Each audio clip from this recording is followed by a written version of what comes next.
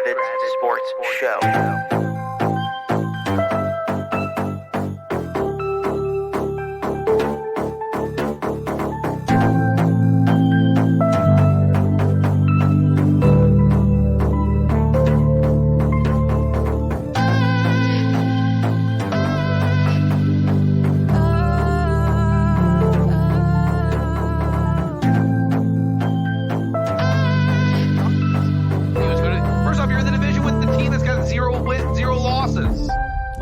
Adam Gravitz. No, there's not when the team's 11-0. There's only one game out of the playoffs. Shut up. What's happening, party people? Welcome to the Adam Gravitz Sports Show. This is Jack Salo. Adam. What's up? I'm tired, and you're angering me. So let's get this started. Well, it sounds like you just need to relax with a fine film to take your mind off of what's ailing you. That's what I did. And what did you do? I saw the movie Air 1.5 times. Why did you see it 1.5 times? Let me explain why I saw the movie Air 1.5 times. By the way, very good movie. I highly recommend it for anyone who's a... Can you give a 30-second synopsis of what the movie's about? I mean, it's basically the story of how Michael Jordan came to Nike and like just the backstory of the basketball division at Nike and how much of a shit show it was. And how, just how they developed a relationship with Michael Jordan and his family and just eventually ended up getting his, him to sign. And then, the rest is history, obviously. Mm-hmm.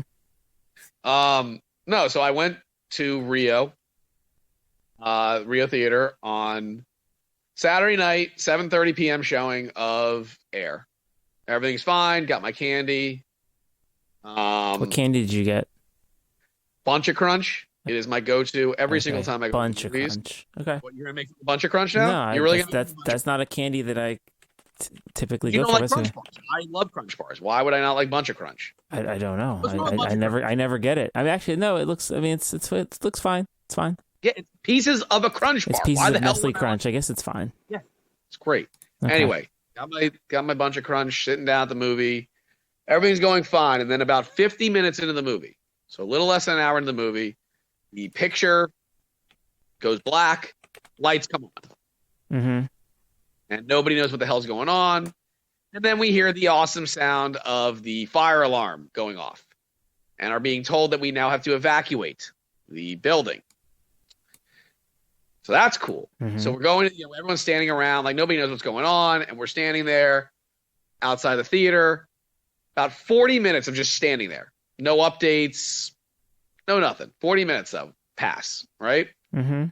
They finally say to us, if your movie started at 9:30 or later, you'll be able to see your movie in its entirety. If your movie started before that, you are entitled to a refund or a free movie pass. Right. So I'm not happy because I've already seen 50 minutes of the movie. You already made the effort to go there. Made the effort. So I'm like, I'm not going to do a refund. So I'm like, screw it. I'll just get a guest pass and go the next day. Mm-hmm. So I've never done this. So I looked at the thing and I'm like, oh, there's a 10:30 in the morning showing. I'm like, that's a good idea. Like, why would, that's a cool idea. Can't be super crowded. Right. Right. So I'm like, all right, I'll do a 10:30 in the morning showing at Rio. Go back to the theater. This time my lunch, basically I have lunch of popcorn. That was my lunch for the day. It's delicious. Great, delicious. And so I go there. Movie starts at 10:30. Right as the movie's about to start, the exact same thing happened as on Saturday night. The screen went black as they're doing the previews, and once again the lights go off. The lights come on, and the fire alarm is going crazy. Then we go back, and we are told again to evacuate the theater, and we wait again for another 40 minutes. This time they say finally they say if your movie starts at 10:30 or later, you will be able to see your movie in its entirety. Before that, refund or guest pass. Thankfully, I was at 10:30, and no, go back to the theater. Movie starts at 11:30. They skip the previews, thank God, obviously, and the movie plays off without a hitch. So that was awesome. They always have those stories of the people who play this the lot. It's like, oh, I did the same lottery thing. I meant to buy I bought the wrong lottery ticket. And I ended up winning $50,000. Yeah. I'm the opposite, where it's like I went to a movie and then the next day and I had an issue with a power surge, and the next day the exact same thing happened. I'm the complete opposite. So that was pretty cool. But Like, you couldn't even make this up. Like one time, sure. Back to back within a 24-hour period. It's pretty Same thing happening wild. twice? No, you can't make that up. There's So all that was those. pretty There's all those like Adidas fans. No, it wasn't. It was a power surge. I mean, it was a power surge, is what I had heard. I don't know. The people I felt the worst for, honestly, were the people who bought Mario like Super Mario Brothers tickets, or like the early morning showing, because they were like getting a refund. But guess what? Everything was sold out. Yeah. So they couldn't even go to like another showing like later in that day. Yeah, that sucks. So and there was like a lot of kids. It's like obviously they brought the kids because it was like a weekend. Right, you're not going to come back with them. I mean, granted, they all get their guest pass, so they'll end up seeing the movie eventually. But like, I think the movie that they were seeing was the IMAX version. So like, that sucks, and that's like, I think that's more pricey than regular. So I mean, probably. Feel bad for those. Yeah, we saw Mario on Saturday or Sunday, one of those days. Yeah, I obviously. Sunday. You know, I'm sure it was good. I mean, it's made a lot of money. And it doesn't seem like it's for adults. It seems like it's awesome. It's got a lot of good references to Mario. So if you've ever played, it's got like some fun. That's why it's so funny that Rotten Tomatoes gave it like a 56, but the audience score was like 97. Yeah, well, I mean, look, it's one of those classic movies where it's Rotten Tomatoes is going to hate it, but the fans are going to enjoy it. Well, also, I don't really need Roger Ebert reviewing Super Mario Brothers. No, it's great. Why is Roger Ebert whatever? But I do recommend Air. So highly recommend. We'll check it out. So that was my story. I mean, it's a clusterfuck, just like your Washington Wizards. What a transition. I thought so too. So this might be the last, it'll be one of the last times we talk about the Wizards for a while. Until the draft. Until the draft lottery in a month. Yeah. I mean, where do you want to start? I sent you God knows how many things. So the team finished. So let's just say first off, the team finished 35-47, the exact same season, their same record as last year. Right. They, for some reason, decided to go all out, or not go all out, but play hard on last Friday. Mm-hmm. Win a meaningless game, which I told you was a meaningless win. And then on the last game of the season, they played the guys they should have been playing on Friday night. Yeah. And they would have, had they just done that, they would have gotten what, the 6th worst record? Yeah. Or 7th? And got it by themselves. But of course, they're so stupid. But I digress. Another coin flip from having that better draft spot. Is that how that works? But instead of just having it themselves, which they would have had they not beaten Boston and Miami, which I said to you while it was going on. What was I saying to you the whole time? These are meaningless, stupid wins. Yeah. And you were never. That being said, they did a pretty good job of tanking the last couple weeks. Not really. I don't agree with you at all. I think they tanked better than they did before. It happened organically, and then they really committed to it. Hold on. The last week of the season, there was no reason to play Daniel Gafford, Corey Kispert, or DeLon Wright. True or false? Why was DeLon Wright playing in the second last game of the season? Answer that one. Go. That was not a great choice. Why was Daniel Gafford playing the second last game of the season? Tell me. Not sure. Why was he playing the last week of the season? When you've been eliminated, tell me. See, you have no fucking answers. No, but generally speaking, look, they didn't throw out there a straight garbage lineup. They sent out there a really bad lineup. Jack. Okay, go ahead. They weren't as obvious as the Mavericks. Okay. And guess what? But they weren't as obvious as let's say the Trailblazers. And guess what? The Trailblazers got the 5th worst record. Cool. So yeah, you're right, Jack. Who gives a shit, right? Draft another Grady Dick. You're such a Tommy Shepard. No, that's not what I said. All I want to say is, generally speaking, the last couple weeks they did what they should have done the previous month. And then, I disagree with you. Well, no, you don't think that they went as deep as they should have, but the reality is, why should they have gone deep, Jack? Tell me, why? Why what? What was the point of playing it up? Before we get into all the screenshots I sent you about the dumb shit that this organization said, what was the point of playing Daniel Gafford, DeLon Wright, and Corey Kispert the last week of the season? There was no point to that. So that's my. So when you say they did as much as they could, no, they didn't. I did not say they did as much as they could. I said they did generally. They did the tanking. They did the tanking that they should have done a month ago. They did it in the last couple weeks. That's all I was saying. But they didn't do it the last couple weeks because they were still playing DeLon Wright and Daniel Gafford. You're not listening. I am listening. If a month ago they played the lineup that they had out there from last week. Okay. They would be all alone with the 5th best odds. But why didn't they do that, Jack? I don't know. That was a bad choice. But what I'm saying, I don't think they were going to put out there the garbage can lineup that you wanted.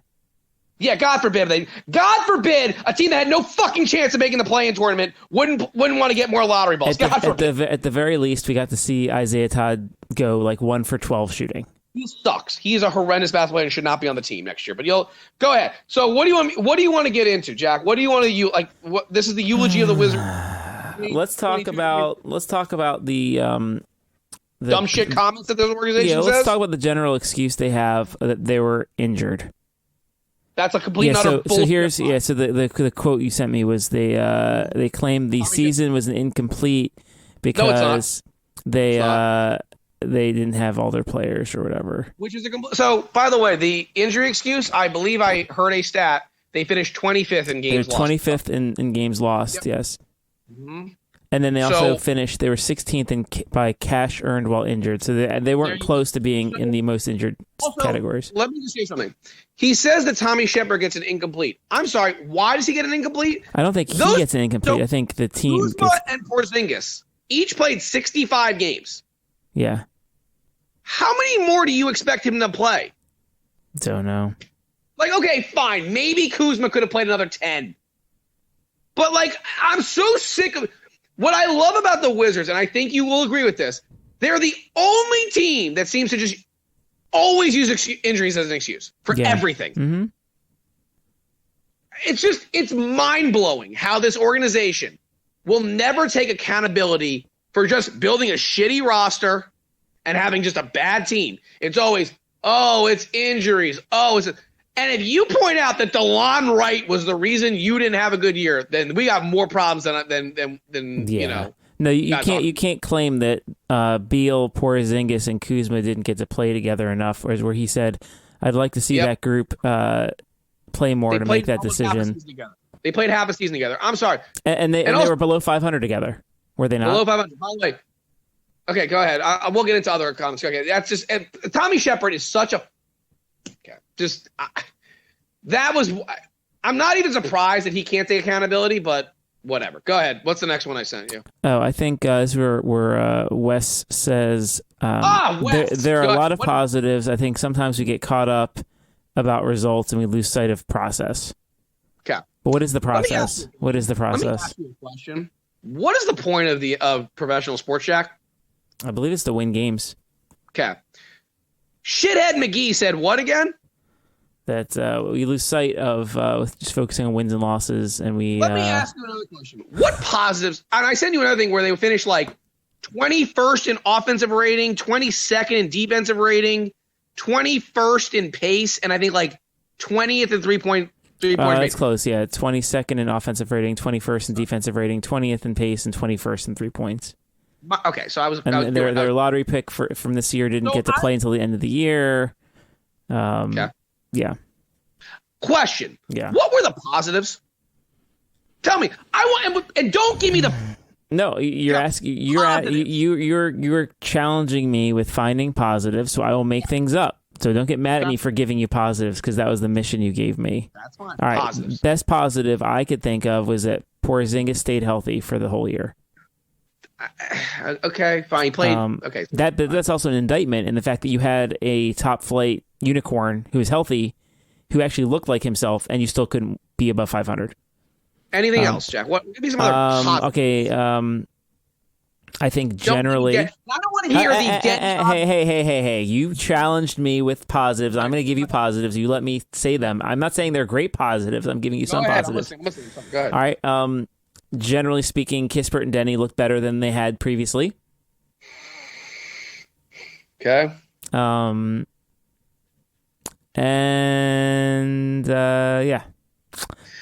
My thing is that how can you have the audacity to come out and say it's not about results? I'm sorry, fuckhead. Are we Is this high school? Yeah, this is not high school. You are judged on wins and losses. Wes Unseld Jr., you are 70 and 94. That's it. You're 70 and 94.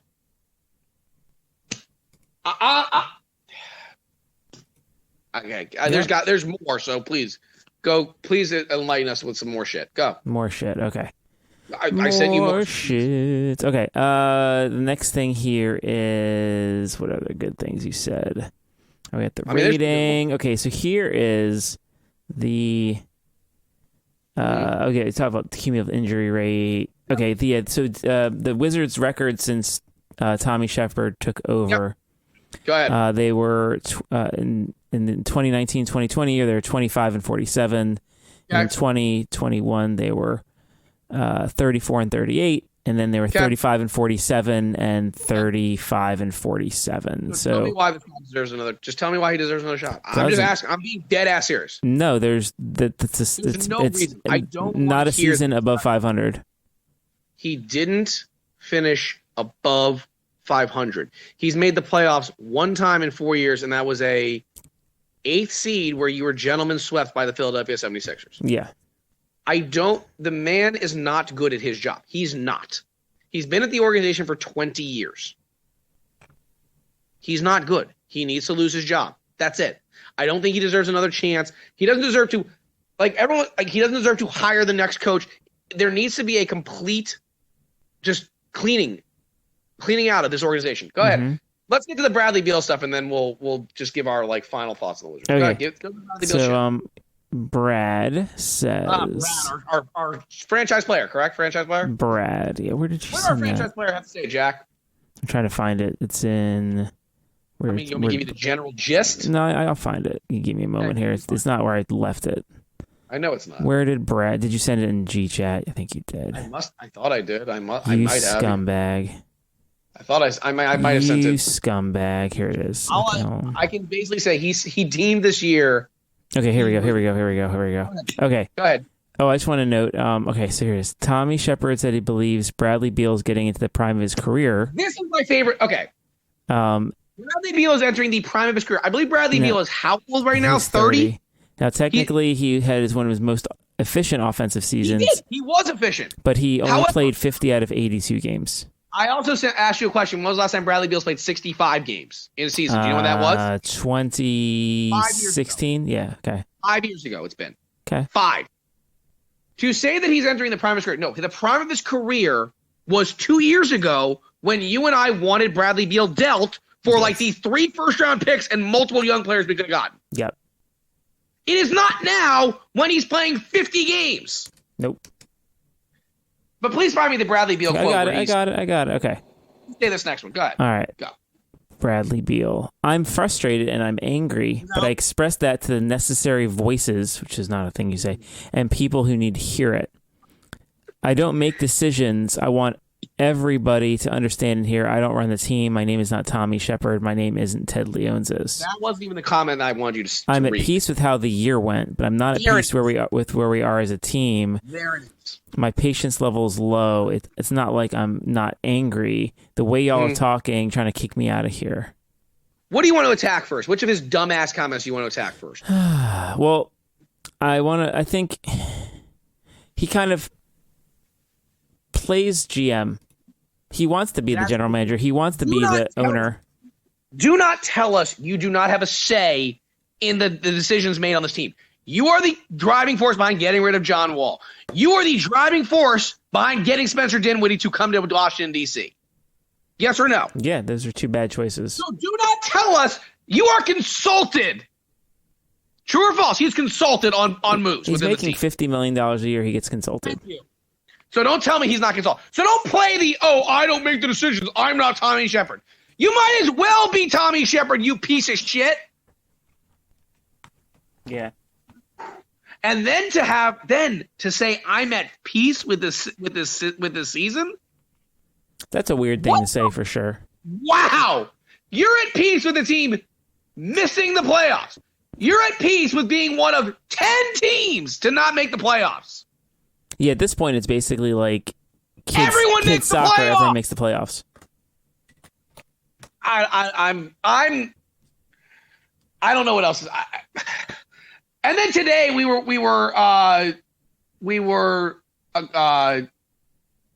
rewarded with some awesome tweets from your friend Monte Morris, who said, "What, Jack? What did Monte Morris say, Jack?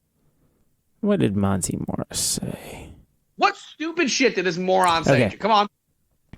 Monty Morris says he felt like he was hitting his stride in his last 15 to 20 games and that he and the Wizards played well as a team. And what did I say? Clarifying, in their last 11 games, they were 3-8, and he shot 26%. That's not even. And then what did Monty Morris say today, Jack? Oh, hold on, there's more. Okay. More Tommy Shepard quotes. Where did your Monty Morris, your last Basically, one go? Monty Morris said if we were alive, we'd be very dangerous. Oh, here it is. If we're available, I think we're one of the scariest teams to match up with. Can I'm. Is that another injury reference thing, like being available? Like if they had can we agree? mid This three? is North Korea / MAGA, like to another level. True or false? It's pretty deranged. And the worst part is like they're just dead set on running it back next year. They're just dead set. Well, as we said, let's hope that Kuzma decides Problem to is, not come back. so let's just say they do what we expect them to do. Yeah, they which is overpay everyone. Overpay Kuzma, give him his $20+ million a year. Mm-hmm. You stay at number 7. You draft Anthony Black, who I actually like. I think he'd be a great fit. Mm-hmm. Maybe sign an MLE. Maybe sign somebody with a mid-level exception. Maybe. I don't even know if you have the money for a mid-level exception. You replace Taj Gibson with Jay Huff, and you replace Kendrick Nunn with Quentin Jackson. The team's winning 38 games. Maybe. Mm-hmm. Like, I'm trying to understand what is the plan. If you like, I'm just not understanding. What is the process we're supposed to trust? I might be stupid. I might just be an idiot. There's always that. There is. I'm just trying to understand what the hell the plan is. There is no plan. So whenever everyone says, "Oh, well, like, how do you want to fix them?" What are you just going to say? Lottery luck? Yes, that's the only way this team is going to become a viable contender. They're going to have massive lottery luck. They're going to have to sneak into the top 4. It's that simple. Yeah. It's that simple. If you are dead set on giving a mediocre player, and I'm sorry, people who want to say Kyle Kuzma is a really good basketball player, go look at the advanced metrics. He's not good. Like, yes, he put up 21 and 7. Go see on how many shots he did it and look at his true shooting percentage. Mm-hmm. It's terrible. It's not good. Like, I know you're a huge Kuzma fan. I'm not such a huge Kuzma fan.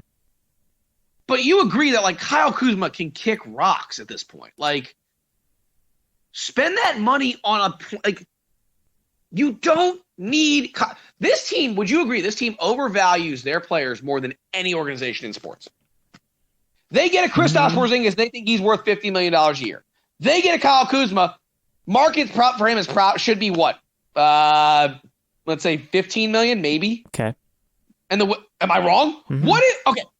What should Kyle Kuzma get, Jack? Tell me. What is a fair? I don't know, but according to 538's Raptor, Kyle Kuzma's efficiency is actually lower than Monty Morris. When you watch Kyle Kuzma play, you can see it. Yes, he'll make a couple really nice deep threes, and Chris Miller will have an orgasm on TV.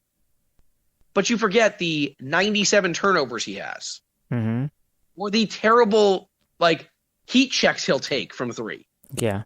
They conveniently forget that. And they create big swings where the team will suddenly go on like an 0-9 run. Yeah. I do not want Kyle Kuzma back on this team. I want him signed and traded. You can get something for him. What bothers me the most is that at the trade deadline, you could have gotten a first-round pick for Kyle Kuzma. Yep. Now, would it have been a high first-round pick? No. But it's a great depth pick because we can't afford anything. You could have gotten a first-round pick, use that first-round pick on a 4-year contract for a cheap small forward. There you go. Yeah. You could have had that plus your lottery pick. But no. You want to give Kyle Kuzma. I am seeing reports of 4 years at $100 million. You want to give Kyle Kuzma $100 million. I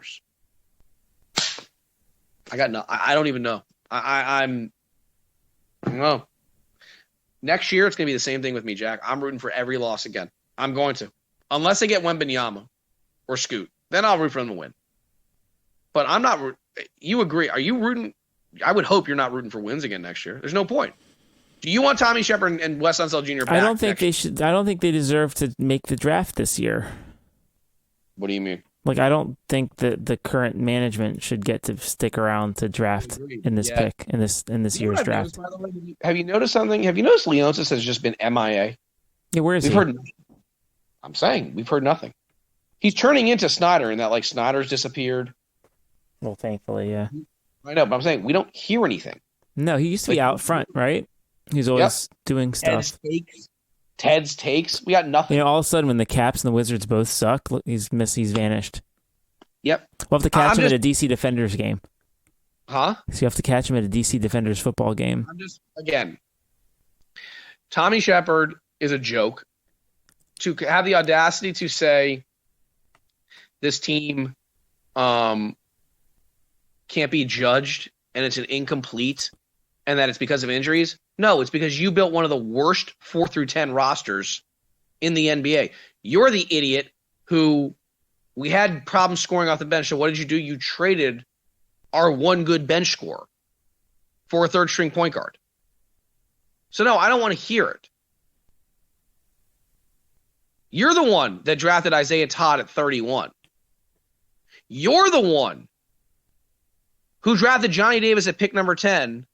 He can't even play. He can't play.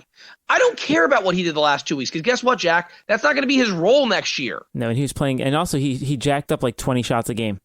He's not good. Like he's playing scrubs as well. He tries on defense. I'll give him that. Offensively, he is a trash player. He's trash. Yeah, Tommy, you're the one that did all of these things. And then Wes Unseld Jr. It's not about results? What is this? What is this fucking summer camp? No, it's about results. You suck. You're 24 games under 500 as a head coach. You're not good. That's it. That's it. You're the one that has blown multiple 15-point leads, including the last game of the season. They had a 15-point lead, and he blew it. So, no, it's not. No, it is about results, Wes. I mean, I know you're going to have nothing to say, so go ahead. I don't know. Do you have anything to add? I think you said it all. As I said, I don't think they should still have jobs, and they should be replaced. And another set of leadership people should be making the decisions. I agree with you, but it's already been announced they're both coming back. Well, Tommy's got the secret Ernie Grunfeld contract where we don't know what it is, but it's a lifetime. I think I've heard that him and Wes both like have contracts that run the same time. Mm-hmm. Like, could it be one of these situations where, like, if they do suck this year, which is what we both hope, mm-hmm. they both would finally get fired? So it's like, do we have to go through this? Do we have to go through another 82-game season of you and I rooting for them to lose again so that they don't come back? I think we're going to have to, because I don't want them back. Unless, like I said, we move it in the top 4, then I'll start rooting for them. Like, if they get the number 7, again, we agree. Anthony Black's a nice player. Mm-hmm. He'd probably be the best fit for the Wizards at this point. True? Sure. 6'7" point guard. Like, but they hate tall, athletic point guards. I know, right? We already know they're taking, what are they taking, Grady Dick? Cam Whitmore? I don't know what I want. Again, I'm so, I don't know. So it's just inconceivable. When you saw when I sent you the Tommy stuff, were you like, I know you don't care as much, like, were you like a little bit like, what the fuck is this? It just sounds so made up. There's no ownership. There's no responsibility. There's no accountability. And I wonder if, tell me if I'm wrong, like, I wonder if like these businessmen, like the Ted Leonsis of the world, who like have never failed really in life, mm-hmm. they just don't know how to take accountability when something is not successful. Am I right? Is that a wrong thing to say?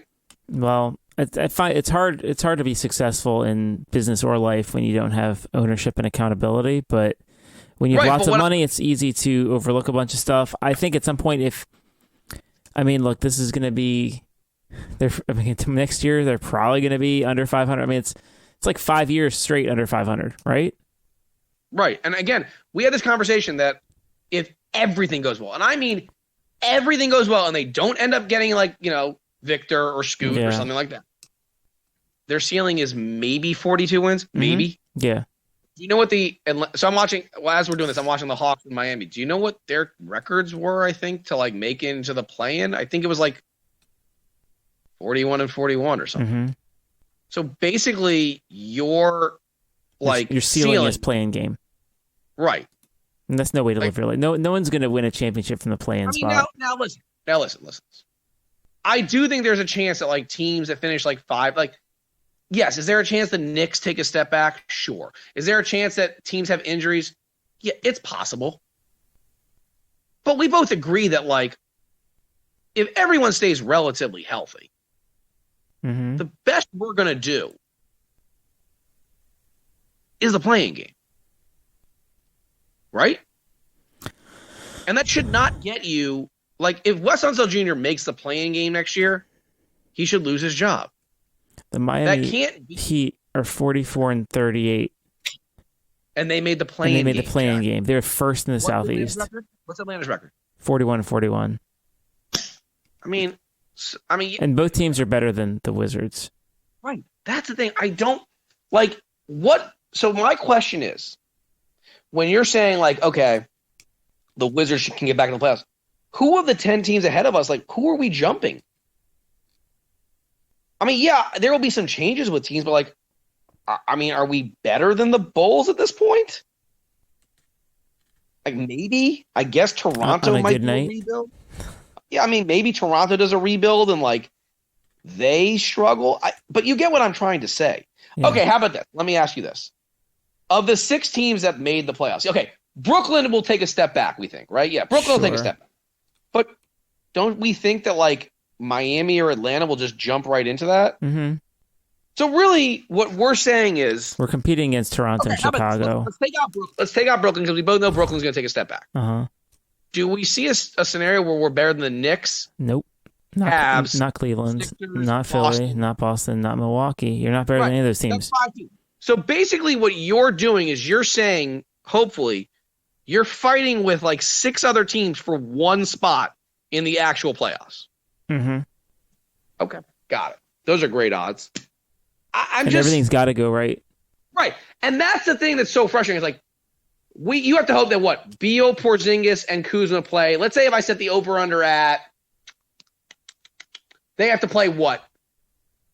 Let's say I set the over/under at 199.5 games. You taking the over or the under? Oh, combined? Between the 3 players. 199. No, I'll even, you know what? Fuck. No, screw it. Because they're going to have to play more than that to make the playoff, to make the actual playoffs. Let's say I set the number at 209.5. You taking the over or the under? So that means they'd be averaging 70 a game. Games a person. Are you taking the over Brad or the under? Brad hasn't played more than 60 games since like 2016. My point is, for this team to get the 6th seed, which is what we think is the ceiling. How many games are they going to have to play average per guy, Jack? You're going to have to get a second straight unicorn year out of the unicorn. I don't know if that's possible. He's not like the most right, and he's not exactly known as the most, healthy guy. And that's also counting on you count on all those guys staying healthy plus a continued upward trajectory of like they're playing at peak. And then you have to have a continued upward trajectory of Kispert and Denny. And we're not saying that they won't improve, but like they would have to get. And we also have to have a good draft pick who can play. Johnny Davis has to be playable. Anthony Black or whoever they draft has to start be like right away and be a star. Right. And then everything breaks right, and then you get to be the 6 or 7 seed. Right, and the 6th seed, which means then you'll play like Boston in the first round or Philly and get thumped. Like I don't. Now, I've got a scenario for you, and then maybe we get off this. Mm-hmm. Miami's going to probably lose this game tonight to Atlanta. What if Miami doesn't make the actual playoffs? Okay. Do you say so Beal would probably play in Miami, we'd imagine, right? Sure. Would you make a deal? I'm not saying I would do this. I don't know if it's even a good trade. I don't think this guy's a great player. Would you do a trade of like Tyler Hero, their first round pick, the guy they drafted in the first round, maybe Kyle Lowry's corpse to make the money work for Beal? I'm just asking a question.